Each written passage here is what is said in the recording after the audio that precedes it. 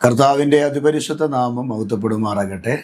ഒരു പ്രാവശ്യം കൂടെ ഗ്രേസ് ടി വിയിൽ പ്രഭാത സന്ദേശവുമായി നിങ്ങളെ അഭിസംബോധന ചെയ്യാൻ സ്വർഗത്തിലെ ദൈവം അവസരങ്ങൾ നൽകിയതിനായി ഞാൻ ദൈവത്തിന് മഹത്വം അർപ്പിക്കുകയാണ്. ഉപവാസ പ്രാർത്ഥനയുടെ 6ാമത്തെ ദിവസമാണല്ലോ ഈ പകല്. കഴിഞ്ഞ 5 ദിവസങ്ങൾ ദൈവസന്നിധിയിൽ ഇരുന്ന് പ്രാർത്ഥിക്കാനും പല പ്രിയപ്പെട്ടവരുടെയും പ്രാർത്ഥനാ വിഷയങ്ങൾ കർത്താവിനോട് പറയാനും ഞങ്ങൾ വ്യക്തിപരമായി ദൈവസന്നിധിയിൽ ഉപവസിക്കാനും സഭയായി പ്രാർത്ഥിക്കാനും ഒക്കെ അവസരം തന്നുകൊണ്ടിരിക്കുകയാണ്. 5 ദിവസങ്ങൾ ദൈവത്തിൻ്റെ ആ സാന്നിധ്യം രുചിച്ചറിയാൻ അവസരങ്ങൾ തന്നത് ഞാൻ വിലയേറിയതായി കാണുകയാണ്. കർത്താവ് നിങ്ങളെ എല്ലാവരെയും ഇന്ന് രാവിലെയും അനുഗ്രഹിക്കട്ടെ. നിങ്ങളുടെ പ്രാർത്ഥനയ്ക്ക്, നിങ്ങളുടെ കണ്ണുനീരിന് മറുപടി കർത്താവ് തരട്ടെ. ഒന്നും കൊണ്ടും നിങ്ങൾ നിരാശപ്പെടേണ്ട. നമ്മുടെ കർത്താവ് കൂടെ ഉണ്ട്. നമ്മുടെ ദൈവത്തിന് അസാധ്യമായത് ഒന്നുമില്ല. നമ്മുടെ കർത്താവ് വൻ കാര്യങ്ങൾ നമുക്ക് വേണ്ടി ചെയ്യും.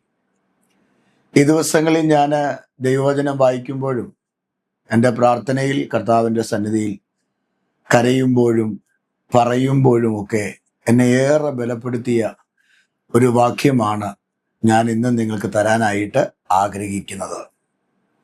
യോശുവയുടെ പുസ്തകം 1-ാം അധ്യായം അതിൻ്റെ 5-ാം വാക്യമാണ് കഴിഞ്ഞ ദിവസം പ്രാർത്ഥനയിൽ എന്നോട് ദൈവാത്മാവ് സംസാരിച്ച് എന്നെ ഉറപ്പിച്ചത്. അത് നിങ്ങൾക്കും ഒരു ആശ്വാസമാകട്ടെ എന്ന് ഞാൻ ആഗ്രഹിക്കുകയാണ്. വാക്യം ഇങ്ങനെയാണ്: നിന്റെ ജീവകാലത്ത് ഒരിക്കലും ഒരു മനുഷ്യനും നിന്റെ നേരെ നിൽക്കുകയില്ല.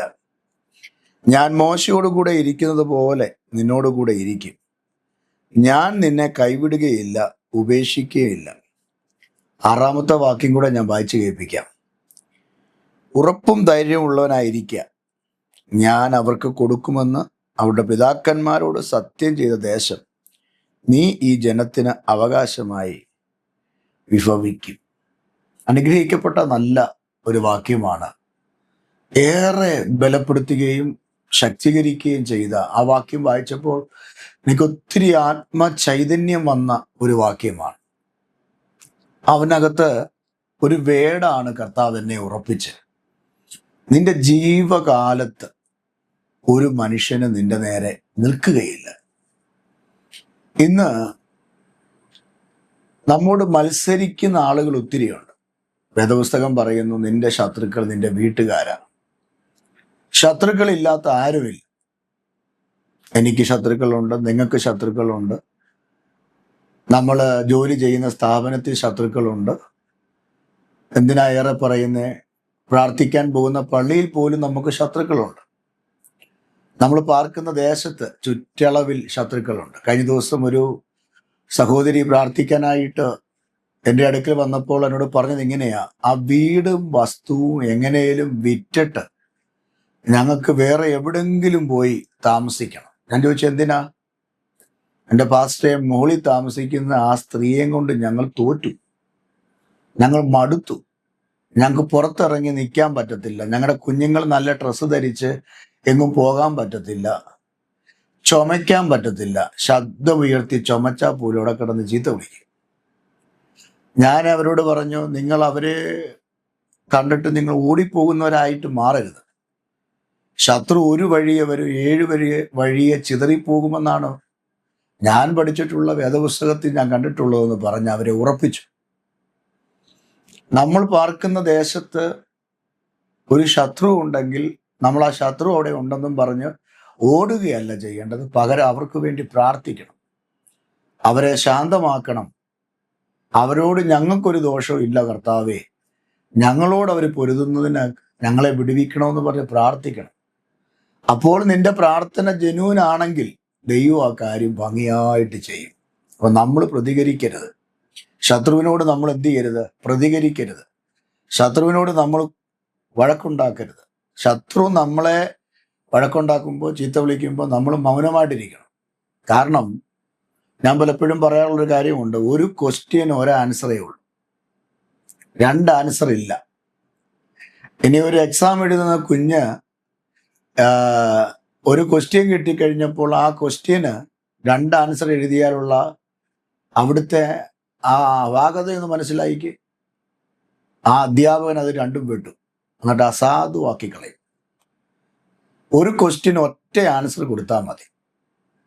അങ്ങനെയാണെങ്കിൽ നിങ്ങളുടെ മുമ്പിൽ വരുന്ന ക്വസ്റ്റ്യൻ, നിങ്ങളുടെ മുമ്പിൽ വരുന്ന പ്രതിസന്ധി, നിങ്ങളുടെ മുമ്പിൽ വരുന്ന വെല്ലുവിളി, അതിന് നിങ്ങൾ ആൻസർ ചെയ്യാൻ പോയാൽ, നിങ്ങൾ അതിൻ്റെ പ്രതികാരം വീട്ടാൻ നിങ്ങൾ പോയാൽ, നിങ്ങൾ യുദ്ധം ചെയ്യാൻ പോയാൽ, പിന്നെ കർത്താവിനൊന്നും ചെയ്യാൻ പറ്റാതെ വരും.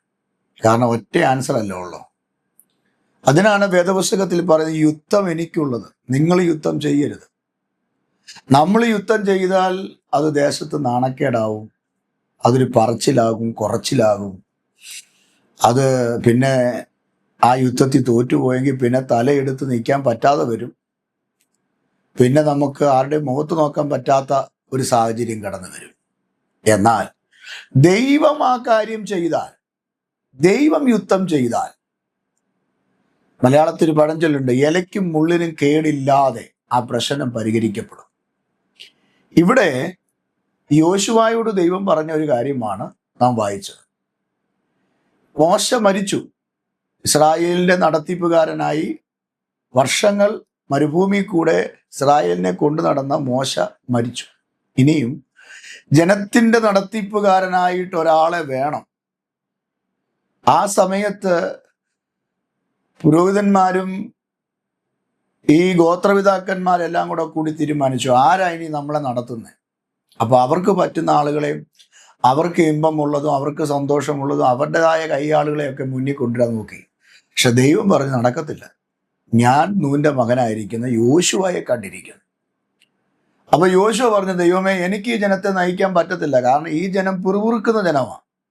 അപ്പം കിട്ടിയില്ലേ പിറുപിറുക്കും, വെള്ളം കിട്ടിയില്ലേ പിറുപിറുക്കും, കിട്ടിയ വെള്ളം കയ്പാണെങ്കിൽ പിറുപിറുക്കും, ചെങ്കടൽ കണ്ട പിറുപിറുക്കും. എന്തിനും പിറുപിറുപ്പുമായി നടക്കുന്ന ഒരു ജനമാണ് ഈ ഇസ്രായേൽ. അവരെ നയിക്കാൻ എന്നെ കൊണ്ട് പറ്റത്തില്ല. എൻ്റെ ആത്മീയ പിതാവായിരിക്കുന്ന മോശ കടന്ന് കഷ്ടപ്പെടുന്നതും കരയുന്നതും പ്രാർത്ഥിക്കുന്നതും ഒക്കെ ഞാൻ കണ്ടിട്ടുള്ളതാണ്. അതുകൊണ്ട് ഈ മത്സരികളായ ജനത്തെ നയിക്കാൻ എനിക്ക് പറ്റത്തില്ല, ഈ മത്സര ജനം. അപ്പോൾ ദൈവം അവനോട് പറയുക, ഇല്ല, ഞാൻ നിന്നെ കണ്ടിരിക്കുക, ഇസ്രായേലിന്റെ നടത്തിപ്പുകാരനായി ഞാൻ നിന്നെ കണ്ടിരിക്കുക. ഇന്ന് രാവിലെ ചിലതിനെ നോക്കി കർത്താവിന്റെ ആത്മാവി പറയുന്നു, നിനക്ക് പറ്റത്തില്ലെന്ന് നീ പറഞ്ഞ് ഒഴിവുകേട് പറഞ്ഞ് മാറിപ്പോകാൻ പോകുമ്പോൾ കർത്താവ് പറഞ്ഞു, ഇല്ല, നിന്നെയും കൊണ്ടേ അത് പറ്റും, നിന്നെയും കൊണ്ടത് ചെയ്യും. കാരണം കർത്താവ് കൂടെ ഉണ്ട്. യോശുവ പറഞ്ഞു, നടക്കത്തില്ല, ഞാൻ ഉപവസിച്ചും പ്രാർത്ഥിച്ചും ഒക്കെ ഇങ്ങനെ അങ്ങ് പൊക്കോളാം, മറ്റൊരാളെ എനിക്ക് പകരം അങ്ങ് തിരഞ്ഞെടുക്കണം എന്ന് യോശുവ ആഗ്രഹിക്കുകയാണ്. പക്ഷെ യോശുവയുടെ ദൈവം പറഞ്ഞ ഒരു വാക്കാണ്, ഒരു പ്രോമിസാണ്, ഉറപ്പാണ്. 5-ാം വാക്യം 6-ാം വാക്യം, നിന്റെ ജീവകാലത്ത് ഒരു മനുഷ്യനും. അപ്പൊ മനുഷ്യനെ പേടിച്ചിട്ട് അവൻ പറഞ്ഞ നടക്കത്തില്ല. യോശുവയോട് പറയുകയാ, നിന്റെ ജീവകാലത്ത് ഞാൻ പ്രോമിസ് തരാം, ഒരു മനുഷ്യനും നിന്റെ നേരെ നിൽക്കത്തില്ല. കണ്ടോ യോശുവയുടെ ആ കോളിങ് കണ്ടോ? യോശുവയെ ഒരു ദൗത്യം ദൈവം ഏൽപ്പിക്കാൻ പോവുകയാണ്. അതിൻ്റെ പുറകിലുള്ളതായ പ്രശ്നങ്ങളെ യോശുവ എടുത്തു കാണിച്ചപ്പോൾ യോശുവയ്ക്ക് സ്വർഗം പ്രോമിസ് ചെയ്യുകയാണ്, ഉറപ്പ് കൊടുക്കുകയാണ്. ഭാരപ്പെടേണ്ട, ഞാനാ പറയുന്നേ, ഞാനാ ദൈവമായ യഹോവ, നിന്റെ ജീവകാലത്ത് ഒരു മനുഷ്യനും നിന്റെ നേരെ നിൽക്കത്തില്ല കുഞ്ഞെ. ഇന്ന് രാവിലെ മനുഷ്യരല്ല നിന്നോട് പറയുന്നേ, എന്നോട് പറയുന്നേ, ആരെങ്കിലും നിനക്ക് നേരെ നിൽക്കുന്നെങ്കിൽ, ആരെങ്കിലും നിനക്ക് നേരെ കൂട്ടം കൂടുന്നെങ്കിൽ, നിന്റെ ജീവിതത്തിന് നേരെ, നിന്റെ കുടുംബ ജീവിതത്തിന് നേരെ, നിങ്ങളുടെ ജോലിക്ക് നേരെ, ഇനി കർത്താവിൻ്റെ വേലയെ കഴിയുന്ന അഭിഷിക്തന്മാരെ, അഭിഷിക്ത ദാസിമാരെ, നിങ്ങളുടെ ശുശ്രൂഷയ്ക്ക് നേരെ ആരെങ്കിലും എഴുന്നേൽക്കുന്നെങ്കിൽ നിങ്ങളുടെ ദൗത്യം നിങ്ങൾ ഇട്ടിട്ട് പോകരുത്, മുമ്പോട്ട് തന്നെ നിങ്ങൾ പോകുക. കാരണം മോശയോട് കൂടെ ഇരുന്ന ദൈവം യോശുവയുടെ കൂടെ ഇരിക്കാമെന്ന് പറഞ്ഞെങ്കിൽ, ആ മോശയോടും ആ യോശുവയുടെ കൂടെ ഇരുന്ന ദൈവം പുതിയ നിയമകാലത്ത് എൻ്റെ കൂടെയും നിങ്ങളുടെ കൂടെയും ഇരിക്കും. അതുകൊണ്ട് മോശയുടെ കൂടെ ദൈവം ഇരുന്നത് കൊണ്ട് മരുഭൂമിയിൽ അവൻ പരാജയപ്പെട്ടില്ല. യോശുവയുടെ കൂടെ ദൈവം ഇരുന്നപ്പോൾ മരുഭൂമിയിൽ അവൻ പരാജയപ്പെട്ടില്ല. അങ്ങനെങ്കിൽ ഈ മരുഭൂമി യാത്രയിൽ, ഈ ചൂടേറിയ സാഹചര്യത്തിൽ, ഈ വേദന നിറഞ്ഞ, പരിഹാസം നിറഞ്ഞ, കഷ്ടത നിറഞ്ഞ ഈ യാത്രയുടെ മധ്യേ ഞാൻ നിങ്ങളോട് ശക്തമായി പറയാം, ഒരു മനുഷ്യനും നിങ്ങളുടെ നേരെ നിൽക്കില്ല. ഇത് റെന്നി പാസ്റ്റർ അല്ല പറഞ്ഞേ, ഇതേതെങ്കിലും ഉപദേശിമാരല്ല. യേശു അപ്പ അതിനോട് പറയുന്നു, പേടിക്കണ്ട, മുമ്പോട്ട് പോ. ഭയക്കണ്ട, സ്റ്റെപ്പ് മുമ്പോട്ട് വയ്ക്ക്. ആ പേപ്പർ വർക്ക് നടക്കട്ടെന്നേ. ധൈര്യമായിട്ട് മുമ്പോട്ട് പോ. ഒരു മാനേജ്മെന്റും ഒരു മാനേജരും ഒരു ബാങ്ക് മാനേജരും നിനക്ക് നേരെ നിൽക്കത്തില്ല. ഒരു വ്യക്തിയും നിന്റെ നന്മയ്ക്കും നിന്റെ ശുശ്രൂഷയ്ക്കും നിന്റെ ആരോഗ്യത്തിനും നേരെ നിൽക്കത്തില്ല. കാരണം എൻ്റെ ദൈവം പിതാക്കന്മാരുടെ കൂടെ ഇരുന്നവനാ. നിങ്ങളുടെ കൂടെയും കർത്താവ് ഇരിക്കും. ഗിദെയോന്റെ കൂടെ ദൈവം ഇരുന്നില്ലേ? ഏലിയാവിന്റെ കൂടെ ദൈവം ഇരുന്നില്ലേ? എസ്തേറിന്റെ കൂടെ ദൈവം ഇരുന്നില്ലേ? മൊർദെഖായിയുടെ കൂടെ ദൈവം ഇരുന്നില്ലേ? പുതിയ നിയമത്തിലേക്ക് വരുമ്പോൾ പൗലോസിന്റെ കൂടെയും സ്തേഫാനോസിന്റെ കൂടെയും ഒക്കെ ദൈവം ഇരുന്നില്ലേ? നിങ്ങളുടെ കൂടെയും കർത്താവ് ഇരിക്കും. മരുഭൂമി കാണേണ്ടി വന്നേക്കാം, പ്രശ്നങ്ങൾ അഭിമുഖീകരിക്കേണ്ടി വന്നേക്കാം, കണ്ണുനീരിന്റെ താഴ്വരെ കൂടെ നിങ്ങൾ പോയേക്കാം, പരാജയപ്പെട്ടു എന്ന് നമ്മൾ നമ്മളെ തന്നെ നോക്കി പറഞ്ഞേക്കാം. പക്ഷേ നമ്മുടെ കൂടെ ഒരു ദൈവം ഉള്ളത് കൊണ്ട്, നമ്മോട് കൂടെ കർത്താവ് ഉള്ളത് കൊണ്ട് ഇനിയും നിങ്ങൾ തകരില്ല, ഇനിയും നിങ്ങൾ ക്ഷീണിക്കില്ല. നിങ്ങളെ ധൈര്യപ്പെടുത്താനും ബലപ്പെടുത്താനും കർത്താവ് ഉണ്ട്. ഇങ്ങനെങ്കിൽ ഞാൻ പ്രാർത്ഥിക്കട്ടെ, ഈ ഉപവാസത്തിന്റെ 6-ാം ദിവസം ഞാൻ നിങ്ങളെ ബ്ലസ് ചെയ്യുന്നു. ഈ സന്ദേശം നിങ്ങളുടെ കുടുംബത്തിൽ സംഭവിക്കട്ടെ, നിങ്ങളുടെ കുഞ്ഞുങ്ങളിൽ സംഭവിക്കട്ടെ. ഈ വിടുതൽ നിങ്ങളുടെ മേൽ വ്യാപരിക്കട്ടെ. പിതാവേ, ഞങ്ങളുടെ ഉപവാസത്തിന്റെ 6-ാം ദിവസം പകൽ എൻ്റെ മക്കൾക്ക് വേണ്ടി ഞാൻ പ്രാർത്ഥിക്കുന്നു. ചിലർ തല എടുത്ത് സർപ്പം പത്തി വിടർത്തി നിൽക്കുന്നത് പോലെ എൻ്റെ കുഞ്ഞുങ്ങൾക്ക് നേരെ, അവരുടെ നന്മയ്ക്കും അവരുടെ ആരോഗ്യത്തിനും അവരുടെ ജോലിക്കും അവരുടെ കുടുംബജീവിതത്തിനും അവരുടെ ശുശ്രൂഷയ്ക്കും നേരെ കർത്താവ് എഴുന്നേറ്റ് നിൽക്കുന്ന ചില മാനുഷിക വാക്കുകളും കരങ്ങളും ചിന്തകളും കൂട്ടുകെട്ടുകളും, അതിൻ്റെ മുമ്പിൽ പകച്ചു നിൽക്കുന്ന ഈ ജനത്തിന് വേണ്ടി ഞാൻ പ്രാർത്ഥിക്കുന്നു. മോശയുടെ കൂടെ ഇരുന്ന ദൈവമേ, യോശുവയുടെ കൂടെ ഇരുന്ന ദൈവമേ, ഈ മക്കളുടെ കൂടെ ഇരിക്കണമേ, അടിയന്റെ കൂടെ ഇരിക്കണമേ. ഇന്ന് രാവിലെ ദൈവകൃപ കൊണ്ട് നിറയ്ക്കണം. പോരുകളും പോരാട്ടങ്ങളും കാണുമ്പോൾ തകർന്നു പോകാനല്ല, അതിനെ അതിജീവിക്കാനുള്ള ജീവന്റെ ശക്തി, ജീവന്റെ വചനം ഞങ്ങൾക്ക് നൽകി പ്രതിസന്ധികൾക്ക് മീതെ ജയത്തോടെ നിൽക്കുവാൻ, ആത്മാവിൽ നിലനിൽക്കുവാൻ ഞങ്ങളെ ഉപയോഗിക്കണമേ, ശക്തീകരിക്കണമേ. കർത്താവിന്റെ കരങ്ങളിൽ ഏൽപ്പിക്കുന്നു, യേശുവിൻ നാമം തന്നെ, ആമേൻ. അതെ, കർത്താവ് നിങ്ങളെ അനുഗ്രഹിക്കട്ടെ.